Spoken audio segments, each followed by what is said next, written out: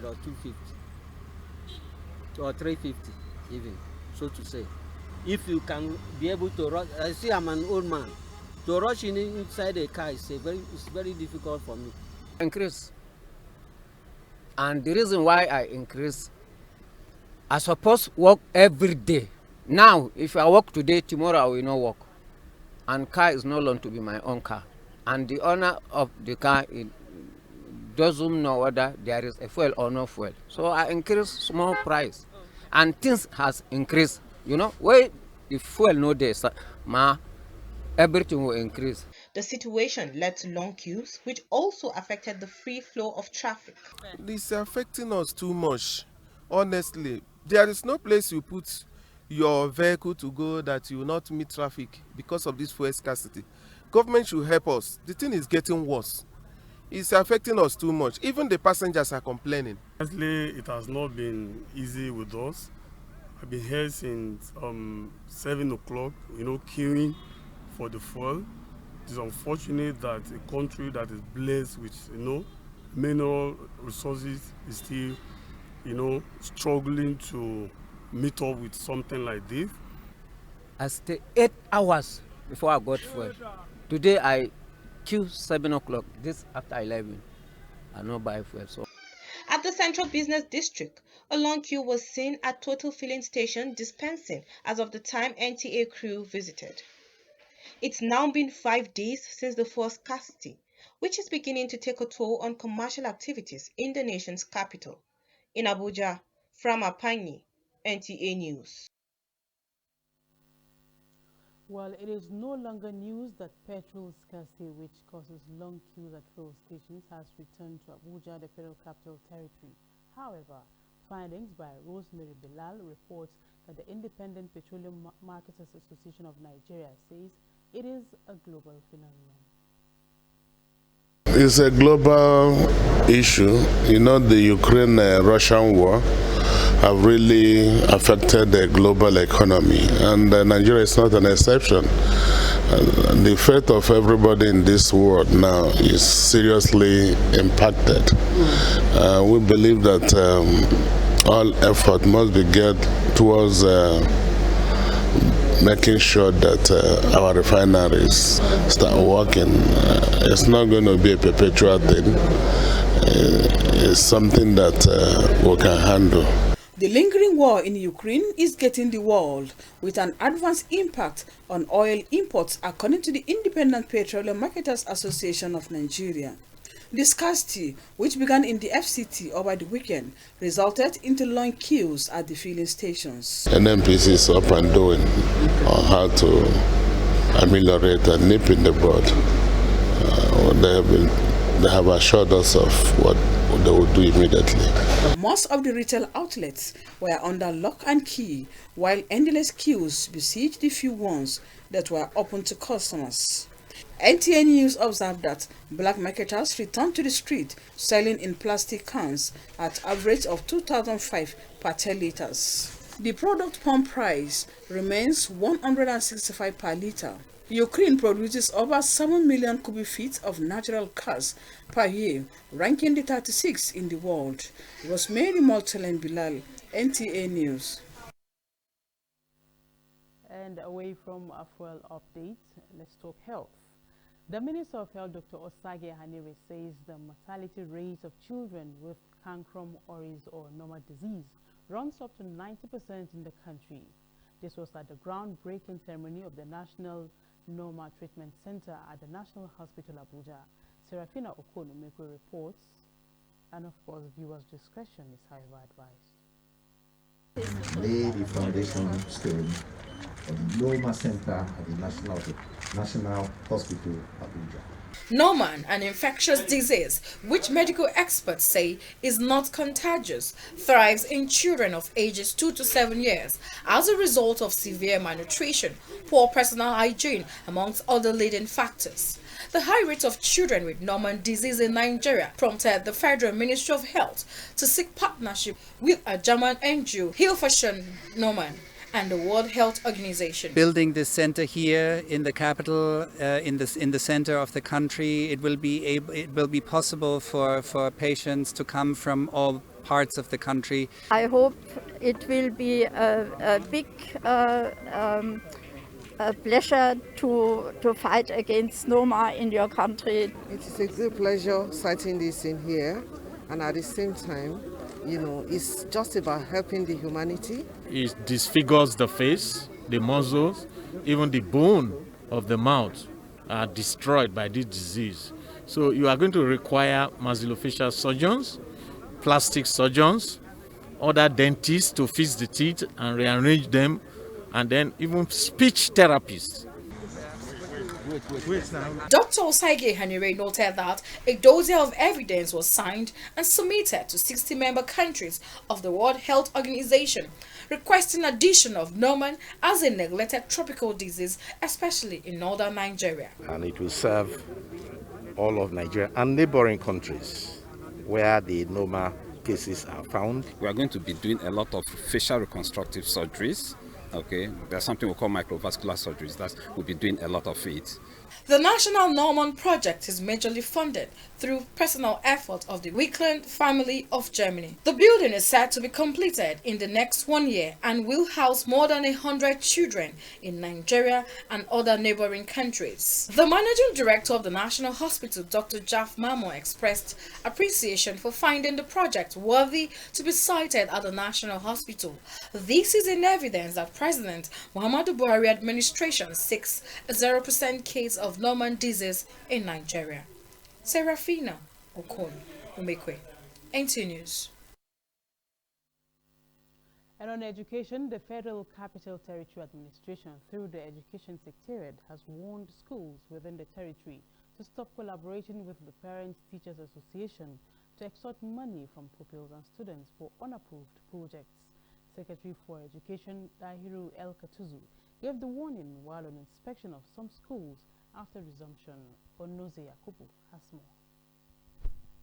Inspection of schools after resumption has been a routine by the FCT Education Secretariat as a measure to keep teachers, pupils, and students in proper check. Why at the government secondary school Kubwa, the Secretary for Education Dahiru El Katuzu says it is against the law for any school to hide under special projects to impose heavy fine on parents and guardians to collect illegal fees. He warns that any school that violates the extant rules and regulations will be sanctioned. Any program that requires charging our students fees per student is abolished. We do not accept it. If there is any program that I feel is good for the progress of education, we should discuss it at the Education Secretariat level and see how we obtain approval. But we will not allow our students to be charged for any service by anybody. Principal of Government Secondary School Kubwa, Musa Zuru, noted that his school has recorded 80% attendance within the first 2 days of resumption, which is in line with the ideals of the school. The students are aware, definitely on the day of resumption, they are going to write resumption CA, and at the same time the teachers will commence teaching immediately. Some of us will start, immediately they discover a little problem, they will not continue. And that is what is affecting us. And we believe here everything is possible. The schools inspected are Government Secondary School Piakasa, GSS Kubwa, as well as the Unity High School, also in Kubwa. Onoze Yakubu, NT News. To rid the nation's capital city of criminal hideouts, the FCT Ministerial Task Team on City Sanitation has clamped down on shanties along the Kubwa train station. Again, Onoze Yakubu has details. These makeshift structures harbor mostly scavengers, popularly known as Babambola. The environment is gradually being turned into a criminal hideout, posing threats to people's lives, especially at night. This worrisome trend is what necessitated the cleanup exercise of the area that is a stone throw to the Kubwa train station. our desire was to actually sack the shanties and free these places. You could see for most of the people there who were so excited but refused to show their face to journalists here, they were so happy that this thing is taking place in their neighborhood, because most of them most time even sleep with their two eyes open. Those who are strong sleep with their one eye open, because these boys just scale the fence into all of these estates here, rob freely, and no one can come challenge them. So we are sacking them here. Sometimes they may want to come back, but we're going to come back and keep coming and coming until they give up on this location. Some dangerous weapons were recovered from the hoodlums. Many persons can't even pass this area after 6 p.m. You dare not come to this area. Many persons have been robbed, have been stabbed. Some have been disposed of their belongings here. So we came in here to actually clear the place. And from the other stretch, our machine cannot get to that particular spot down. So we had to set all the makeshift bachas and shanties ablaze to discourage them from gathering here. The tax team, however, maintains that despite resistance from the affected persons who are hell-bent to continue with their nefarious activity, the exercise will be sustained to rid the city of all nuisance. Onoze Yakubu, NTA News. News as a commodity is our trade. When it breaks in the FCT and environs, our team of professional reporters will definitely be there. NTA Channel 5 Abuja News, using news to connect the grassroots people with the newsmakers and uniting the nation. We serve you the depths of news in politics, economy, education, health, security, infrastructure, even in times of emergencies. Always join our news build at 1 and 7 p.m. daily to be informed of the latest and current happenings. Our on-air personalities are the professionals you desire on the screen. NTA Channel 5 Abuja News, telling you the real news, verifiable and factual, with no room for fake news. Many thanks for staying tuned. There is intense checks by the police and other security operatives at the National Assembly complex as legislative aides and various visitors were made to undergo thorough checks. As Baby Williams reports that this is the standard procedure to forestall any breach of peace, considering the sensitive nature of legislative role. To the curious eyes of a visitor to the National Assembly, it can be observed that upon entry, security agents spend more time inspecting vehicles coming into the Assembly complex, subjecting motorists to checks and verification. Same goes for pedestrians who go through the eagle eyes of the police, showing the contents of their luggage and identification.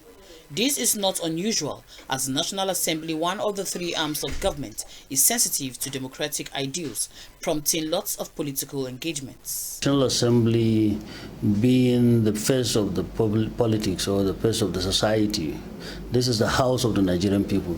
So this is the most visited institution in Nigeria. So providing security to this institution is a very Herculean task. So the police are overstretched here.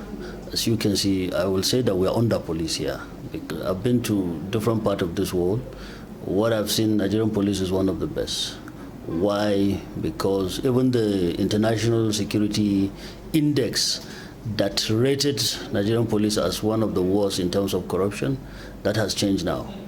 When you look at South Africa, with a population of 50 million people, they have 2 million police in South Africa.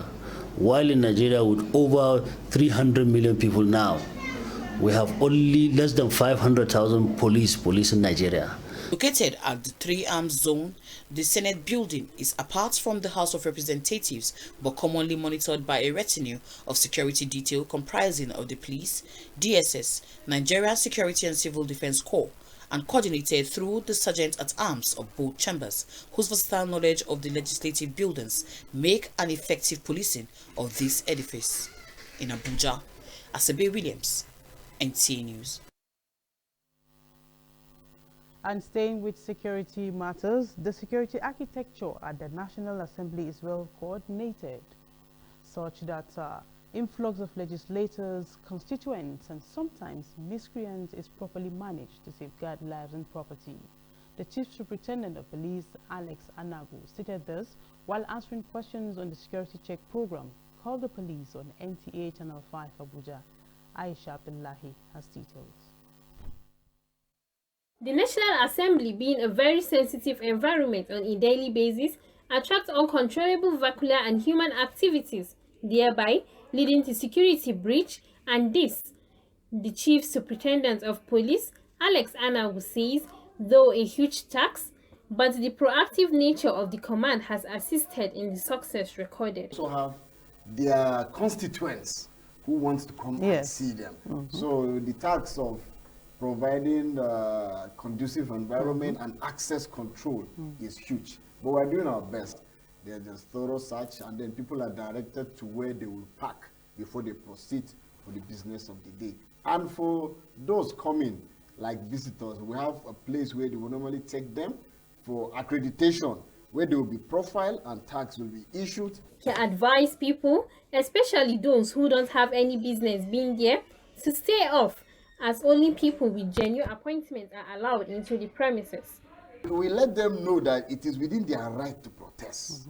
There's nothing wrong with that. But of course, there's a limit to how far they can go. So we have marked areas where we restrict their movement.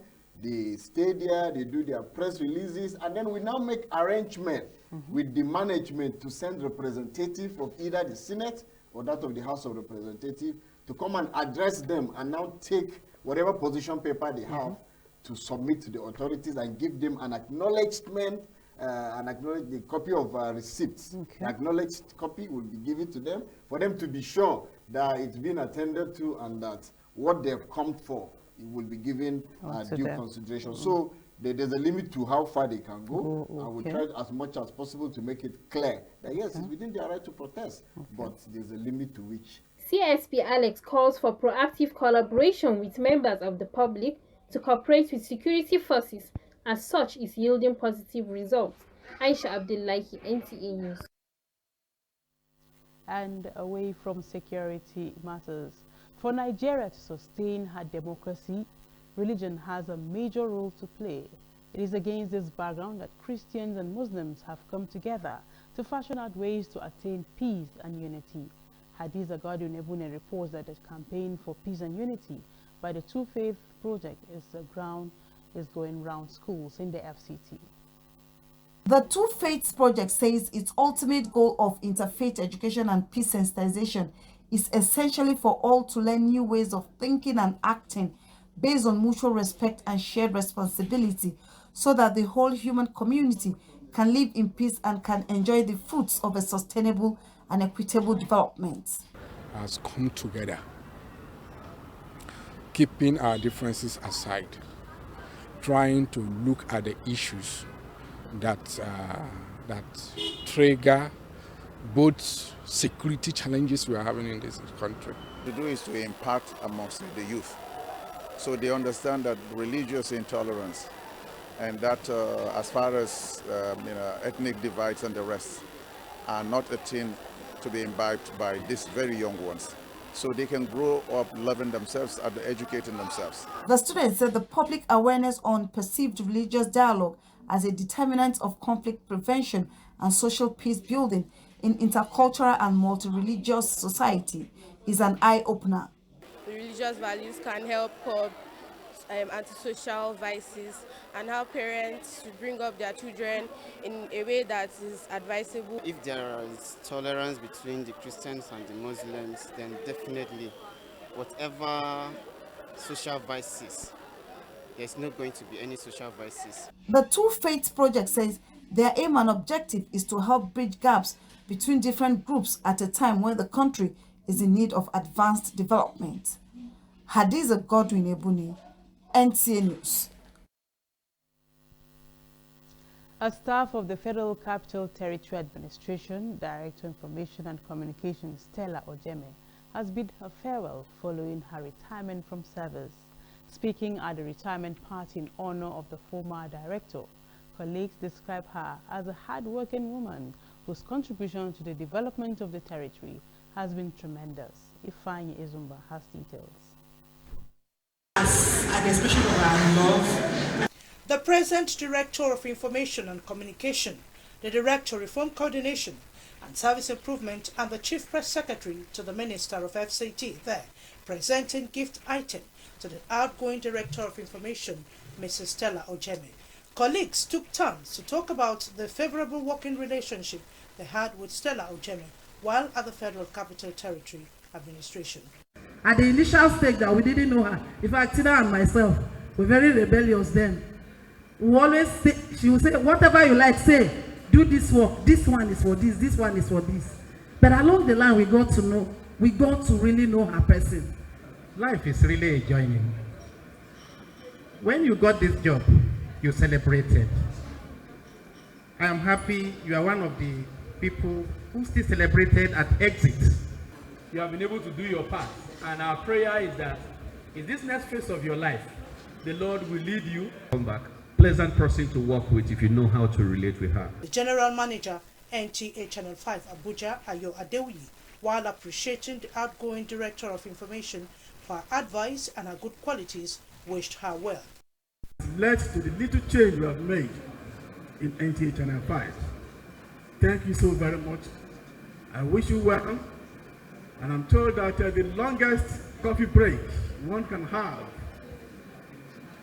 after working for so long is retirement. My sister, please enjoy your coffee. The celebrant, who said it was quite a journey, thanked God for taking her this far. And an excellent Eve. What is that? It's been a journey, a good one. With challenges, and by the grace of God, we were able to surmount the challenges. I give glory to God for a successful time in FCTA, and I give thanks to the minister for the support that he gave to our departments. The job Federal Capital Territory, which she said is her unfulfilled dream. In Abuja, Ifeanyi Izumba, NT News. And from a beautiful retirement, let's take a look at some habitats of the ecosystem. Birds play a vital role in the ecosystem. Their movement from one region to another contributes immensely to life cycle of the earth. The protection of these birds and the habitats they live is to ensure the survival of their species. Wayne Dogu has more details. Just like humans, birds migrate for different reasons. Some fly a long distance for food, while others fly to find a mate in order to reproduce. This is because it's difficult for them to find food during the cold winter, and it's typically easier to raise their young in warmer climates. Usually they leave their home around autumn. They prepare by consuming a lot of food in order to conserve energy for the long trip, thus evolving a highly efficient way for traveling swiftly over long distance by riding the wind. Birds such as warbles, egrets, flycatchers and wagtail are highly migratory and spend the winter in tropics, chiefly in Africa. During this time, they usually spend time at the lake and river regions in West Africa and in the northeastern Africa, Sudan. As a result of this annual migration, there is a global campaign to raise awareness for the migratory birds and the habitats they live in. Migratory Bird Day is an annual awareness-raising movement emphasizing the need for the conservation of migratory birds and their habitats. It is an effective tool to help increase global awareness to the extortion faced by migratory birds and essential for international collaborations to conserve them. It aims to draw attention to the threats faced by these birds, their ecological importance, and the need for international cooperation to conserve them. These migratory birds contribute to the ecosystem by acting as pest control agents, devouring insects and other organisms that harm the environment and crops. Wayne Dogu, NTA News.